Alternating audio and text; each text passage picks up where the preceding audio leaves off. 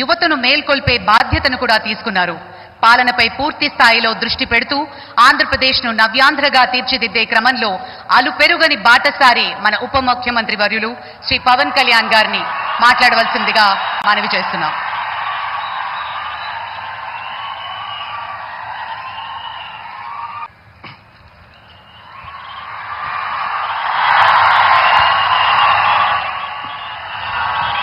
ఒక సదుద్దేశం, ఒక సదాశయం లేకుండా ఒకరు కన్యాకుమారి నుంచి కశ్మీర్ వరకు నడిచిన అది ఒక నిరర్ధకమైన నడకగా చరిత్రలో మిగిలిపోతుంది.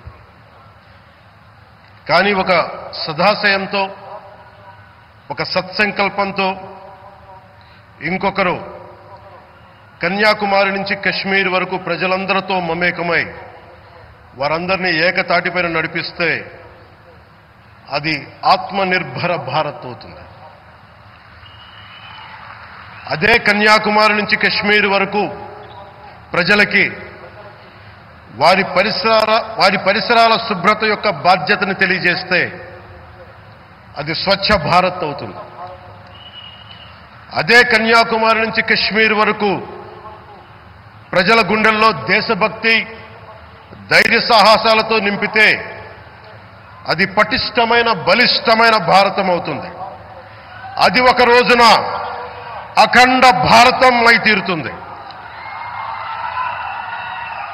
ఒక బలమైన భారత్ కోసం, ఒక దృఢమైన దేశం కోసం, జగత్తంతా వసుదైక కుటుంబం అనే భావన కోసం 4.5 దశాబ్దాలుగా పరితపిస్తూ, పరిశ్రమిస్తూ ఆ దారిలో ఎదుర్కొన్న ప్రతి పరాజయాన్ని, పడ్డ ప్రతి అవమానాన్ని నవ్వుతూ స్వీకరిస్తూ, వాటినే విజయాలకి ఇంధనంగా వాడుకుంటూ, దేశాన్ని అభివృద్ధి పథంలో నడిపిస్తూ, భారతదేశాన్ని ప్రపంచంలోనే 3వ బలమైన ఆర్థిక వ్యవస్థగా తీర్చిదిద్దేలా నడిపిస్తున్న మన ప్రియతమ ప్రధాని, మన గౌరవ ప్రధాని శ్రీ నరేంద్ర మోదీ గారికి నా తరపున 5 కోట్ల మంది ఆంధ్రప్రదేశ్ ప్రజల తరపున నా హృదయపూర్వక నమస్కారాలు.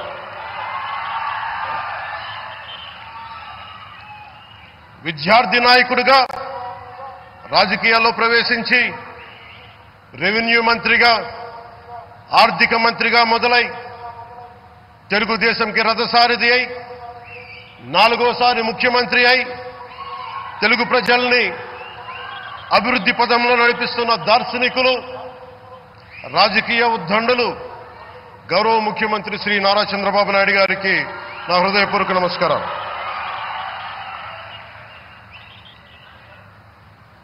తోటి మంత్రివర్గ సహచరులైన ప్రతి ఒక్కరికి, నారా లోకేష్ గారికి, ఎన్డీఏ కూటమి శాసనసభ్యులకి, నాయకులకి, బీజేపీ నాయకులందరికీ పేరు పేరున నా నమస్కారాలు. కార్యకర్తలకి నా హృదయపూర్వక నమస్కారాలు.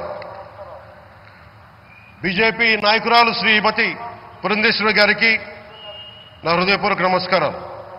మా ఎన్డీఏ కూటమికి 164 అసెంబ్లీ స్థానాలు, 21 మంది పార్లమెంట్ సభ్యులనిచ్చి మమ్మల్ని వారి విలువైన ఓటుతో వేసి గెలిచిన ప్రతి ఒక్కరికి ఆడపడుచులకి, అక్క చెల్లెలకి, పెద్దలకి, పిన్నలకి, యువతులకి, యువకులకి పేరు పేరున నా హృదయపూర్వక నమస్కారాలు. ప్రజలు ఎన్డీఏ ప్రభుత్వాన్ని నమ్మారు, నిలబడ్డారు. అలా నిలబడినందుకే ఈ రోజున మన గౌరవ ప్రధానమంత్రి గారి సారథ్యంలో ఈ ప్రారంభోత్సవాలు కానీ, శంకుస్థాపనలు కానీ, అది దక్షిణ కోస్తా రైల్వే జోన్ కావచ్చు, కృష్ణపట్నం ఇండస్ట్రియల్ పార్క్ కానీ, గ్రీన్ హైడ్రోజన్ హబ్ కానీ, అనకాపల్లి బల్క్ డ్రగ్ పార్క్ కావచ్చు, 6 కొత్త రైల్వే ప్రాజెక్టులు కావచ్చు, వీటన్నిటిని వచ్చే పెట్టుబడి దాదాపు 2,10,000 కోట్ల రూపాయల పెట్టుబడులు, 7.5 లక్షల మందికి ఉపాధి అవకాశాలు, అవినీతితో కూరుకుపోయి ఉపాధి అవకాశాలు లేక ఉద్యోగ అవకాశాలు లేక విలవిల్లాడుతున్న సమయంలో మీరు నిలబడ్డారు. అందుకే ఈ రోజున ఈ 2 లక్షల పైచిలుకు పెట్టుబడితో 7.5 లక్షల ఉపాధి అవకాశాలు లభించి మనందరికీ ఇచ్చినందుకు మనస్ఫూర్తిగా ప్రధానమంత్రి శ్రీ నరేంద్ర మోదీ గారికి చేతులెత్తి నమస్కరిస్తున్నాం. ఇవి కాకుండా కొత్త హైవేల నిర్మాణం, విస్తరణ, అలాగే అమరావతి రాజధానికి పెట్టుబడులు, పోలవరంకి నిధులు, 15th ఫైనాన్స్ కమిషన్ నిధులు కానీ, జల్ జీవన్ మిషన్ కోసం ప్రతి ఇంటికి నీరు, రక్షిత మంచినీరు రావాలి ఆయన ఆకాంక్ష, ఆయన ఆశయం. మనకు గంట కాదు 24 గంటలు రావాలని పడ్డ తపన ప్రధానమంత్రి గారిది. వీటన్నిటికీ చేయగలుగుతున్నాం, ముందు ప్రారంభించామంటే మీరు మా మీద పెట్టిన భరోసా, మా మీద పెట్టిన నమ్మకం, గౌరవ ప్రధానమంత్రి గారి మీద మీరు చూపించిన నమ్మకం. ఈ రోజున అది 2 లక్షల పైచిలకు పెట్టుబడులుగా ఇక్కడికి వచ్చింది. ఎక్కడో మన మారుమూల గ్రామాల్లో 70 సంవత్సరాల పాలనలో గ్రామాలకి రోడ్డు లేదు. ప్రధానమంత్రి సడక్ యోజన కింద ఈ రోజున మనం మారుమూల గిరిజన గ్రామాల్లో కూడా రోడ్లు వేయగలుగుతున్నామంటే దానికి ముందుండి మాకు వెన్నుతట్టి మాకు నిధులు సమకూరుస్తుంది నరేంద్ర మోదీ గారు. భారతం అభివృద్ధి పదంలో ఎందుకు చేశారు ఇవన్నీ అంటే, భారతదేశం అన్ని రాజ్యాలు, అన్ని రాష్ట్రాలు ఏ ఒక్కరు కూడా అభివృద్ధిలో వెనకపడకూడదు. అది మనకి తెలంగాణ కావచ్చు, ఆంధ్రప్రదేశ్ కావచ్చు, ఆంధ్రప్రదేశ్లోని ఉత్తరాంధ్ర, రాయలసీమ, మనకి కోస్తాంధ్ర కావచ్చు, ఎక్కడా కూడా ఏ ప్రాంతం కూడా వెనుకపడకూడదు. అభివృద్ధిలో అందరికీ సమాన వాటా ఉండాలని చెప్పే ఈరోజు ఇన్ని పెట్టుబడులు. ఈ మోదీ గారి సంకల్పానికి, సహకారానికి, ఆయన గైడెన్స్కి మనస్ఫూర్తిగా నా కృతజ్ఞతలు. 5 ఏళ్ల అవినీతి అరాచక పాలనలో ఆంధ్రప్రదేశ్ అంధకారంలో కూరుకుపోయినప్పుడు ఆ రోజున మన ముందుకొచ్చి మేము ఎన్డీఏ కూటమితో మనం నిలబెడదాం, ఆంధ్రప్రదేశ్ ప్రజల ఆకాంక్షలు నిలబెడదాం, అభివృద్ధి పదంలో నడిపిద్దామని చెప్పి ఆ రోజు ఆశాజ్యోతిలో నిలబడ్డారు. అసలు అభివృద్ధికి ఆస్కారమే లేదు ఆంధ్రాకి అనే స్థితి నుంచి అభివృద్ధి అంటే ఆంధ్రానే అని చెప్పుకునేలా గౌరవ ముఖ్యమంత్రి గారి నాయకత్వం, చంద్రబాబు గారి నాయకత్వంలో, ప్రధానమంత్రి గారి నిర్దేశకత్వంలో, వారి సూచనలతో సహకారంతో కేబినెట్ కానీ, మంత్రివర్గ సహచరులు కానీ, ఎన్డీఏ కూటమి ఎమ్మెల్యేలు కానీ, మేమందరం కార్యకర్తలు అందరం కష్టపడతాం. అహిర్నిశలు రేయం భవళ్లు కష్టపడతాం. దేశ ప్రగతిలో భాగస్వామ్యులవుతాం.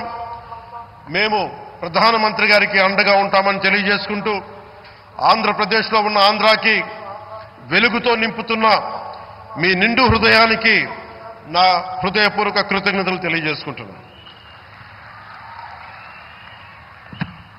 మరోమారు మీ అందరికీ ధన్యవాదాలు తెలుపుకుంటూ, నమ్మకం పెట్టారు. మీరు పెట్టిన నమ్మకానికి ఈ రోజున 2 లక్షల పైచిలకు పెట్టుబడులు తీసుకొచ్చారు. ప్రధానమంత్రి గారు ఉండటం వల్ల, సమర్థవంతులైన చంద్రబాబు గారు ఉండటం వల్ల మేమందరం నేర్చుకోవడానికి, పనిచేయడానికి సంసిద్ధంగా ఉన్నాం. సో మీరందరూ ఇదే సహకారం ఇవ్వాలని మనస్ఫూర్తిగా కోరుకుంటూ, ఆ భగవంతుడు, ఆ లక్ష్మీ నరసింహుడు ఈ దేశాన్ని మరింత ప్రగతి పదంలో నడిపించేలా గౌరవ ప్రధానమంత్రి శ్రీ నరేంద్ర మోదీ గారికి దీర్ఘాయుష్ ఇవ్వాలి, ఆరోగ్యం ఇవ్వాలని మనస్ఫూర్తిగా కోరుకుంటూ, ఆ లక్ష్మీ నరసింహుడిని వేడుకుంటూ సెలవు తీసుకున్నాను. జై భారత్, జై హింద్.